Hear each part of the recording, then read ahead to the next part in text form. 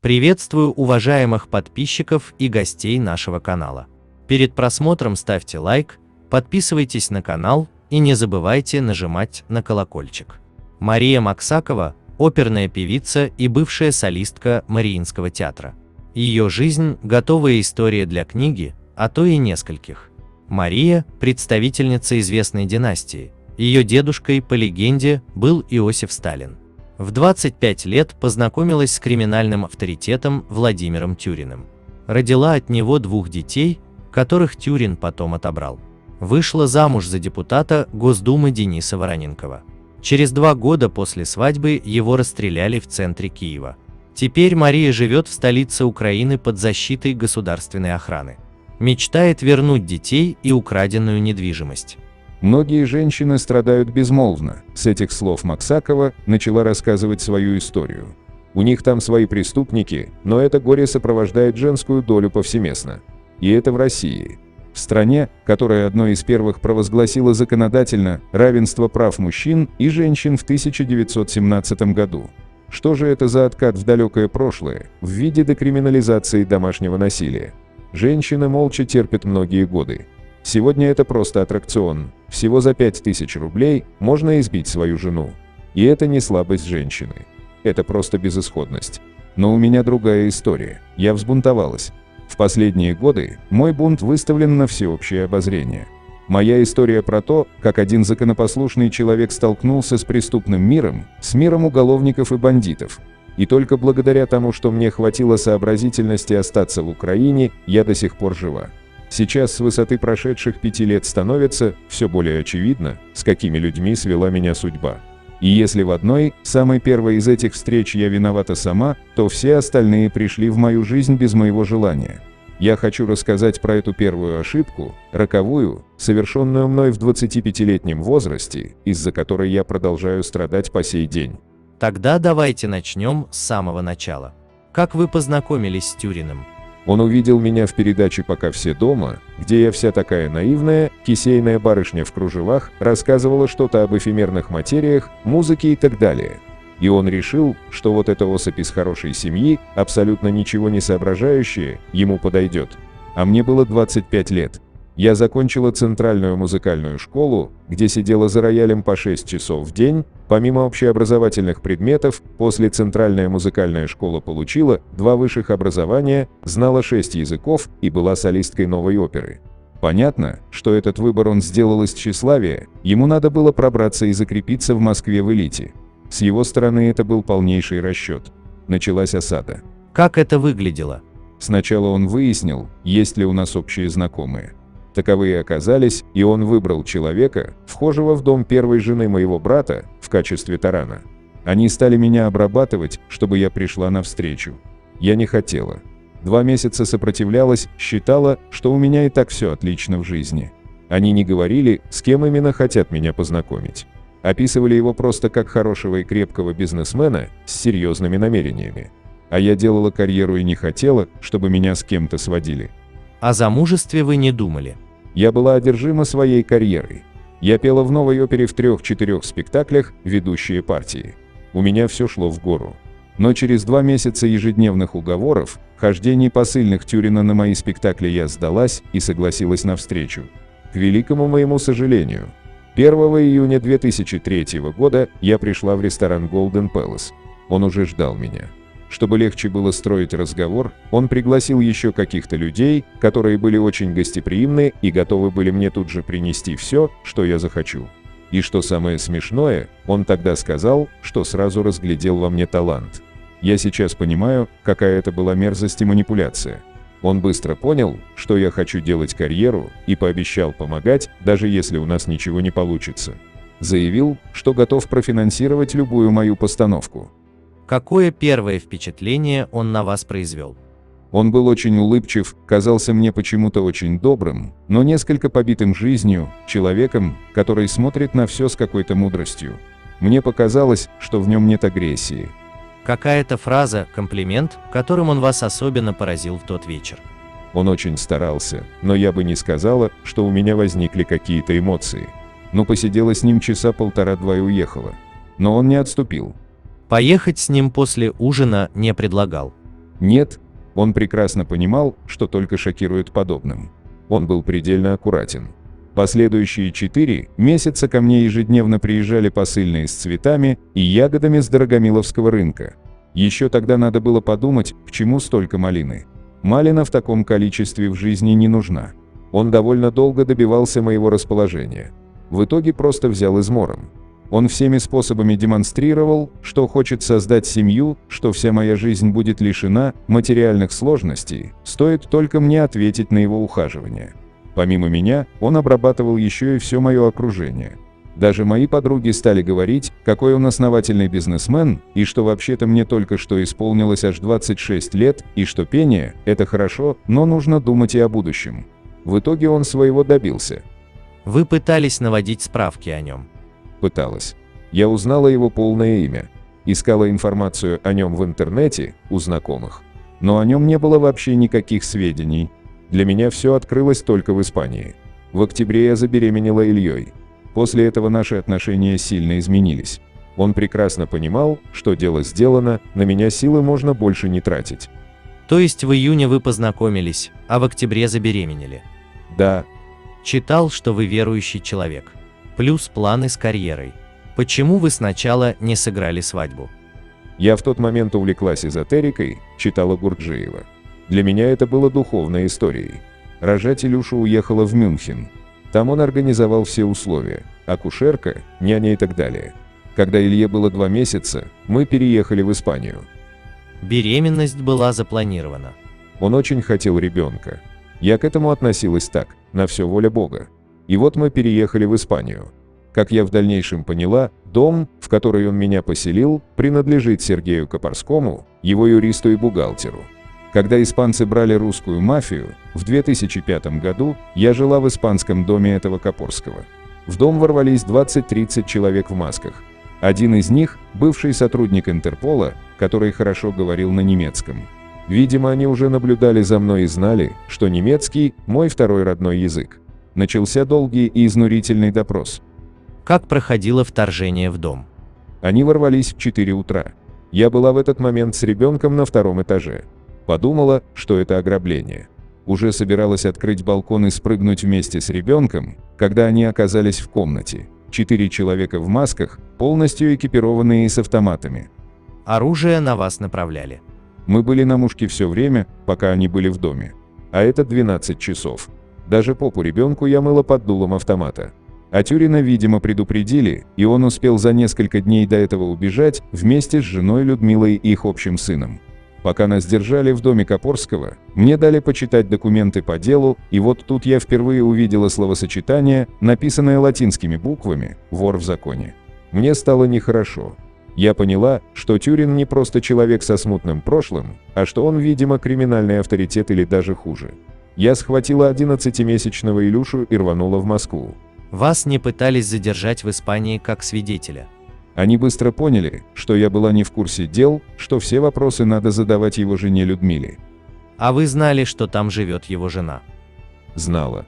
Как вы к этому относились? Это его бывшая жена, с которой он развелся много лет назад.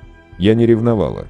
Мне казалось, что это наоборот его характеризует с хорошей стороны. Несмотря на развод, человек не бросил женщину, занимается ребенком и так далее. Вы были знакомы? Нет. Как я потом узнала, она однажды сама приходила к нашему дому, притворившись покупателем. Хотела посмотреть на меня, кто я такая. Уже после возвращения в Москву я задала Тюрину прямой вопрос про связь с криминальным миром. Он сказал, что его короновали дед Хасан, япончик, что тогда это был вопрос выживания, потому что у них шла война с этническими группировками в Братске, Ангарске, Иркутске, но сейчас он считает, что это движение, атавизм, и оно для него ничего не значит. Меня это немножко успокоило. Но у нас с Тюриным началось противостояние.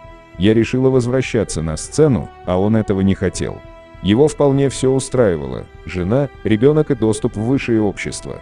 Он стал сопротивляться, а я-то понимала после Испании, что мне нужна стабильная работа.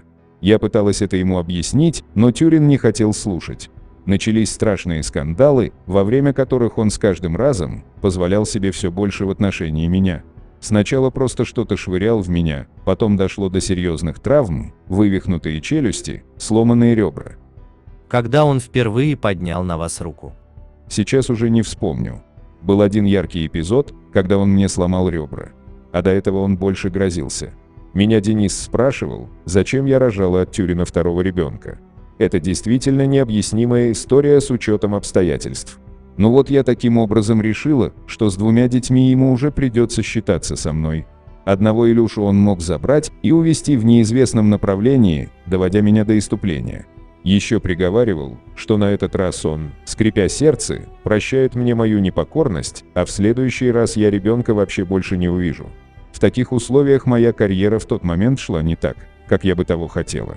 Мои заработки были несравнимы с тем, что давал нам Тюрин. Это сейчас мне уже плевать. А тогда была материальная зависимость. Родители мне не помогали с 18 лет, а я боялась, что одна не справлюсь. Я в то время еще старалась найти компромиссный вариант, договориться по-хорошему. Но все закончилось жутким мордобитием и 3-дневным удержанием меня в заложниках. Как это произошло?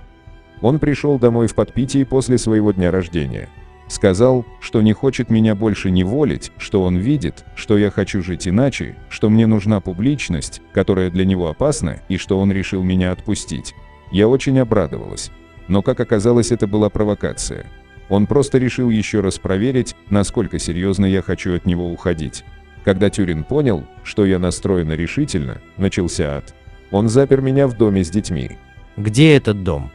Там же, где дети и сейчас живут, поселок Николино на Рублево-Успенском шоссе. Он меня там запер. Я пыталась прятаться в одной из комнат, но он вышиб дверь ногой. Он бил меня руками и ногами, куда только попадал. Тюрин раздробил мне кости на стопе и нанес черепно-мозговую травму. Он долго меня мутузил, орал, что-то доказывал. Закончилось это только после того, как он сам устал. В тот день я взяла детей, забрала документы, уехала в московскую квартиру, которую мне папа подарил. Как вы с такими травмами сумели выбраться из дома? У меня не было лучшего варианта, я вообще довольно боевая. На морально-волевых. Вы снимали побои и обращались в полицию. После той 3-дневной бойни я была рада, что жива и ноги ходят. Для меня было главным – уехать, спастись. Про снятие побоев я не думала в тот момент. Позже, когда приехала в Вену, чувствовала себя по-прежнему ужасно. Я пошла в местную больницу. Там спустя месяц сделали снимок и установили, что у меня сломаны ребра. В случае таких травм они должны соблюдать отчетность, и у них зафиксировали, что я была побита бывшим мужем. Вас никто из его охраны не пытался остановить? Нет, потому что его охрана в тот период работала по вызову. Ее просто не было. Я была в ужасном состоянии. У меня были синяки по всему телу и ногам, выдранные волосы. В тот момент стало окончательно понятно, что я от него ухожу. Он и сам это понял, когда пришел в себя. Вы же говорили, что он вас 3 дня держал дома. Получилось так. Он пришел ночью, целый день, следующая ночь и утро. Я бегала от него по всему дому. Пряталась в детской. Он меня везде находил и продолжал бить. Это был самый настоящий триллер. А дети? Илья, ему было на тот момент 4 года, бросался меня защищать. Сначала Тюрин реагировал на это, отступал. Потом он начал уже самого Илюшу отшвыривать. Он кидал в нас предметы. Особенно ему нравилось наливать 1,5-литровую бутылку воды и швырять в меня, когда я держала Люсю на руках. Я неоднократно думала, что он не только меня, но и ребенка убьет. И вот в таком состоянии мы провели 2 ночи. Он отнял все телефоны, позвонить я не могла. Дождавшись, когда он крепко уснет, я сбежала.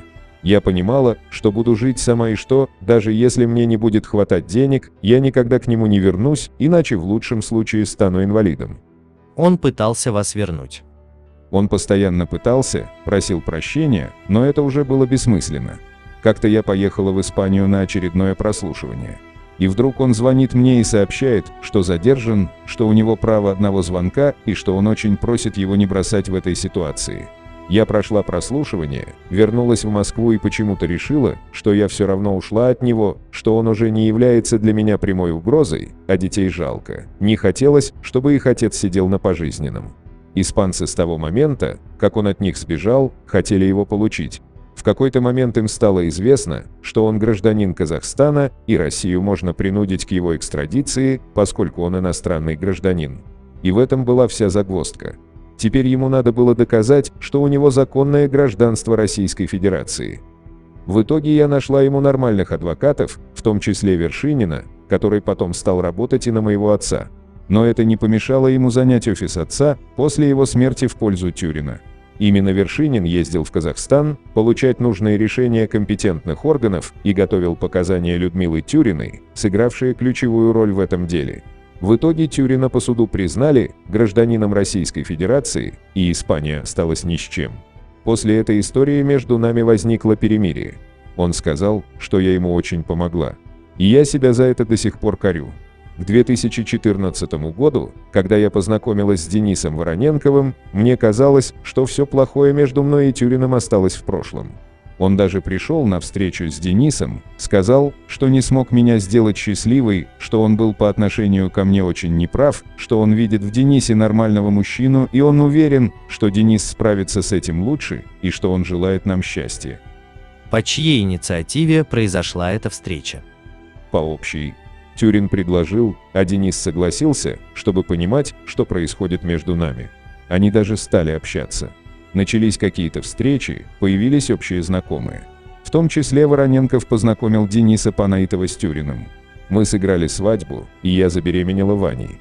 В этот момент началось перетягивание каната. Тюрин стал вымогать у меня Люсю, хотел, чтобы дочь жила с ним. Я сопротивлялась, сколько могла. Почему именно она, а не мальчик или оба? Мальчик всегда был очень близок со мной. Плюс он учился в Суворовском училище в Петербурге, куда его Денис пристроил. Илья его сам видеть не хотел. В случае с Люсей произошло такое стечение обстоятельств. Денису не нравилось, что Люся спит в одной кровати с нашей няней Зоей. А Зоя – довольно уже старая женщина, как-то Люсю приучила к себе. Она стала для девочки почти обязательной постельной принадлежностью. И Денис говорит, Зоя слишком сильно внедрена во все процессы вокруг Люси. Ты потом не сможешь никак скорректировать ее поведение. Поэтому есть только один вариант – уволить Зою. Что мы и сделали. После этого была разыграна такая комбинация. Когда Люся в очередной раз поехала по договоренности на выходные к отцу, там оказалась Зоя. Они обработали мою дочь. Люся мне звонит и говорит, я буду жить у отца. Ей было на тот момент 8. И тут все свалилось в кучу. Над Денисом нависла угроза уголовного преследования, я на 5-м месяце беременности, при этом работаю солисткой Мариинского театра, я депутат и у меня еще ученики в Академии имени Гнесиных. Мое внимание было слишком рассеяно в тот момент. Я проиграла бой за дочь почти без сопротивления. Я рассуждала так, вот рожу и вернусь к этому вопросу.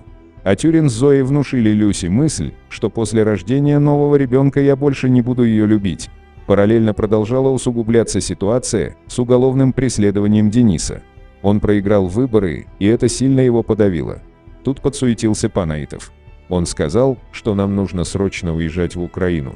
Дал нам ключи от своей квартиры в Киеве. В общем, он туда Дениса отправил. И хотя тогда у меня все шло отлично, я вела романтику романса, на Всероссийская государственная телевизионная и радиовещательная компания, пела бесчисленное количество премьер в Мариинском театре, снималась в кино, работала депутатом, я поехала в Украину вместе с Денисом. Меня многое связывает с Украиной. Мой знаменитый дедушка Максимилиан Максаков родился в Черновцах. Для меня главным было, чтобы Денис остался жив и здоров. Но как только мы приехали в Киев, начали сгущаться тучи. Панаитов сначала помогал, а потом сказал, 3 месяца за мой счет вы пожили, теперь платите аренду. Мы еще не очень хорошо ориентировались в местных ценах. Плюс не хотелось переезжать из-за маленького ребенка. В итоге Панаитов нас уговорил отдать, взамен за свою киевскую квартиру в Москва-Сити, которую Денис подарил мне на свадьбу. Но все было на честном слове, мы же типа друзья. 3 февраля 2017 года по доверенности Катя Вороненкова оформила сделку по передаче прав собственности на квартиру в Сити. 15 февраля право собственности перешло, но я это узнала значительно позже уже из материалов уголовного дела. Но тогда, 15 февраля, Панаитов позвонил и заявил, что по непонятным причинам Росреестр якобы не переоформляет квартиру, типа там уже стоят какие-то флажки из-за ситуации вокруг Дениса. А дальше происходит следующее. В тот же день, 15 февраля, с утра в камеру хранения на вокзале в Киеве приходит один из злоумышленников Ярослав Левенец для того, чтобы достать из ячейки оружие, 2 пистолета и глушитель. Но так как он просрочил срок аренды ячейки, ее ранее вскрыли, изъяв оттуда оружие. Полиции оставалось только дождаться, кто же за ним придет. Пришел Левенец. С него потребовали объяснения. Заказчикам пришлось искать другую комбинацию. А пан Аитов, похоже, был как минимум в курсе этой ситуации и, видимо, тянул время как мог. Подходили сроки расчета за киевскую квартиру. Мы уже занервничали. 22-го вечером пан Аитов все-таки сообщил, что переход права собственности за московскую квартиру произошел, и назначил Вороненкову встречу на следующий день для сделки по киевской квартире. А 23-го произошло убийство Вороненкова. Мне сразу дали государственную охрану. Почему вас не было с мужем в момент убийства? Он просто не взял меня с собой.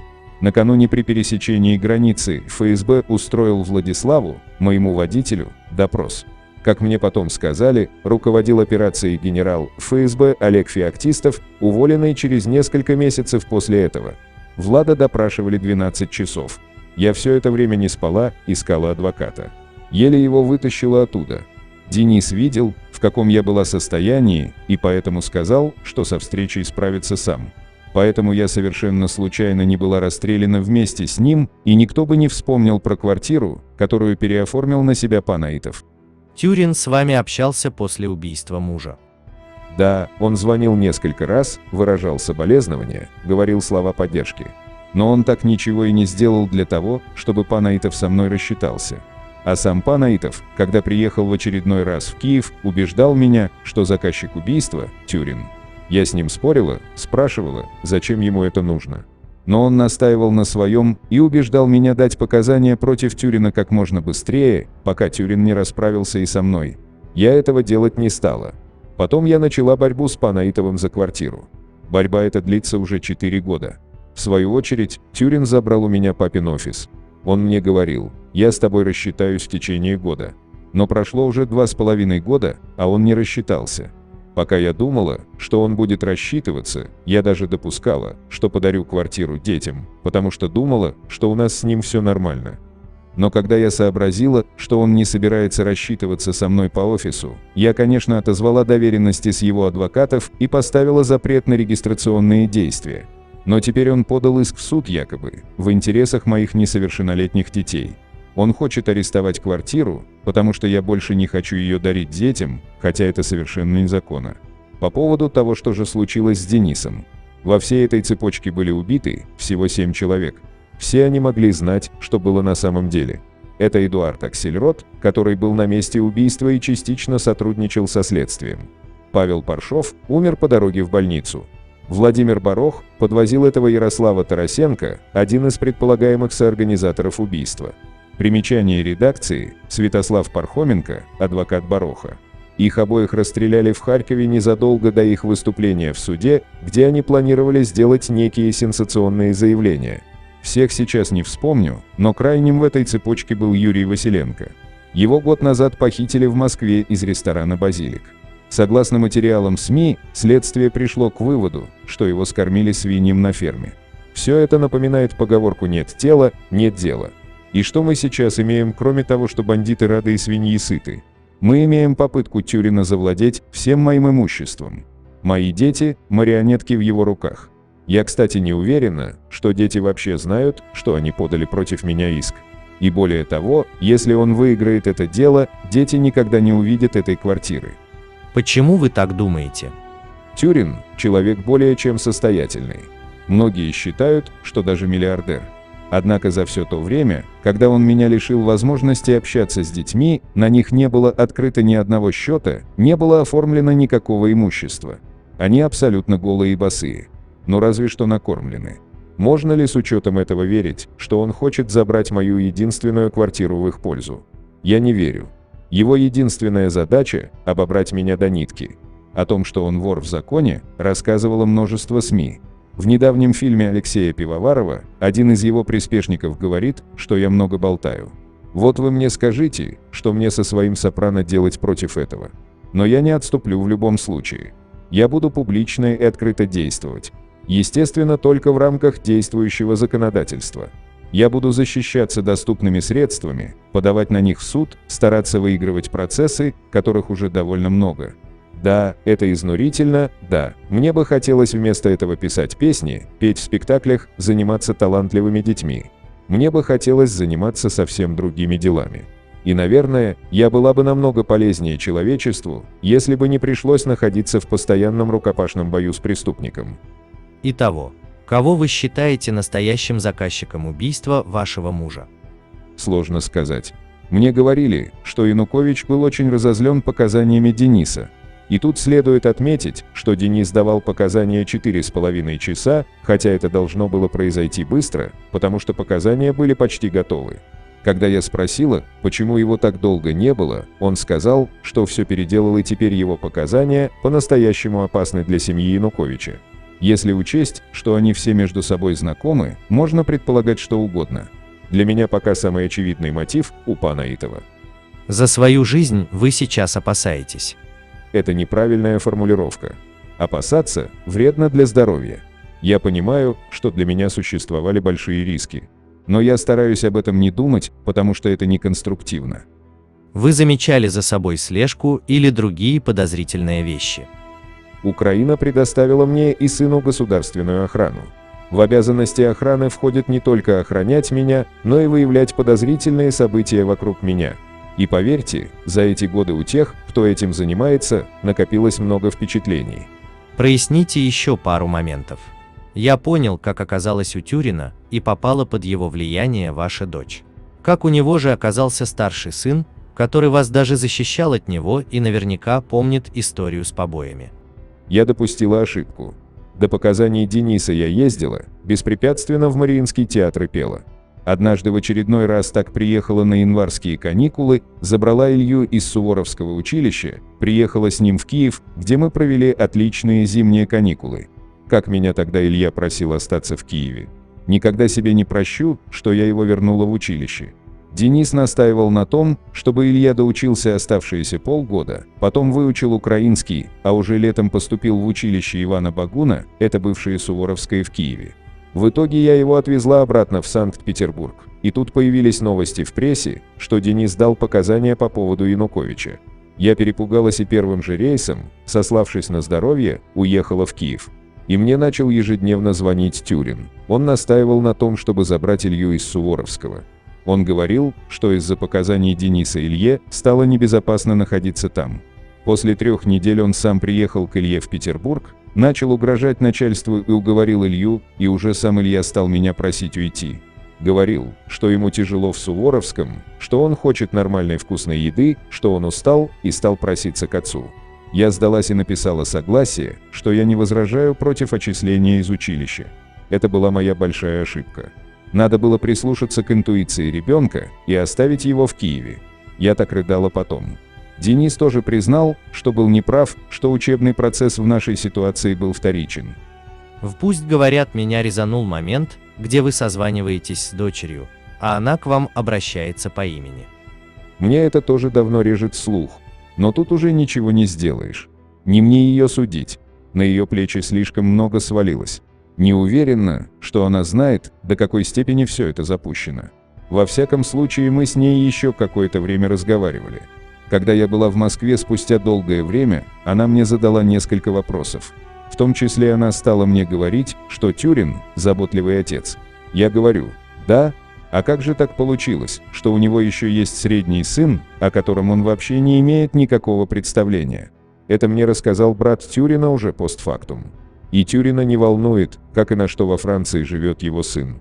Поэтому смешно говорить, что он заботливый отец. И как дочь к этому отнеслась? Она была крайне удивлена. Как я поняла, после этого она задала папе пару вопросов. После этого папа решил окончательно перерезать все наше с ней общение. Сейчас я поняла, зачем Тюрин вырвал у меня детей и еще вымогал потом мое согласие на проживание с ним, хотя, казалось бы, это согласие не имеет ни смысла, ни юридической силы. Ему нужны были доводы для домашнего ареста в случае задержания. А как раз 2 несовершеннолетних иждивенца давали бы ему маневр. Но с сыном-то у вас более тесные отношения. Да, с Илюшей мы были очень близки. С ним вы когда в последний раз говорили? На его день рождения, 23 июля. Говорили часа 2 или 3, хотя он был у друзей. То есть почти год назад. Получается, так. Мы с ним все обсудили. Потом он уехал учиться в Швейцарию. После этого связь между нами резко оборвалась.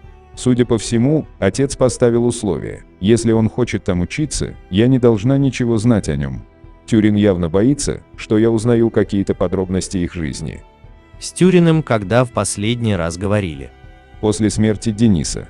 Потом со мной связывались всякие его помощники, в том числе Вершинин. Меня удивляют люди, которые ему пытаются помочь в каких-то делах за деньги, которые он им обещает. Есть ли логика во всех его действиях по отношению к вам? В прессе писали, что в 16-летнем возрасте был судим по нехорошей статье о групповом изнасиловании. Плюс спустя год у него умерла мать.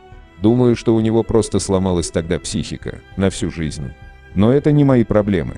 Не я должна с ним бороться, а система, но почему-то его пытаюсь остановить только я. Пока более или менее успешно. Но вы же понимаете, он от мужиков-то подобное не терпит. А тут женщина против него. Но он вообще жив и на свободе, в том числе благодаря тому, что я его несколько раз пожалела. Я думала, что он уже противник из прошлого. Но он опять меня настигает. Все это похоже на одержимость. Осознание именно одержимости Тюрина подтолкнуло меня к тому, что я написала на него заявление на имя главы МВД Владимира Колокольцева. Я пришла к неутешительному выводу. Если правоохранительные органы его не остановят, Тюрин захочет меня устранить физически. С тех пор, как я более-менее выиграла в юридической плоскости, мне стали поступать такие угрозы от Тюрина. В одном из интервью вы говорили, что ваша мама с ним заодно. Это-то как получилось? Во-первых, из-за папиного офиса, который Тюрин у меня забрал, хотя изначально мы договаривались о миллионе евро за него. В этом офисе была мамина часть, 24%. Соответственно, ей он обещал что-то около 300 тысяч долларов, но тоже ничего так и не отдал. Но она надеется своим хорошим поведением все-таки чего-то добиться от него. Ваша встреча с ней состоялась после передачи на Первом канале. Нет, она мне прислала «Учись прощать», которое приписывают Пастернаку. То есть это я еще должна учиться прощать. На это я ей ответила стихотворением Бродского. В ушную раковину Бога, закрытую для шума дня, шепни всего 4 слога. Прости меня. Вот так мы обменялись с ней любезностями в прощенное воскресенье. Она фактически встала на сторону Тюрина. Был бы жив папа, все было бы иначе.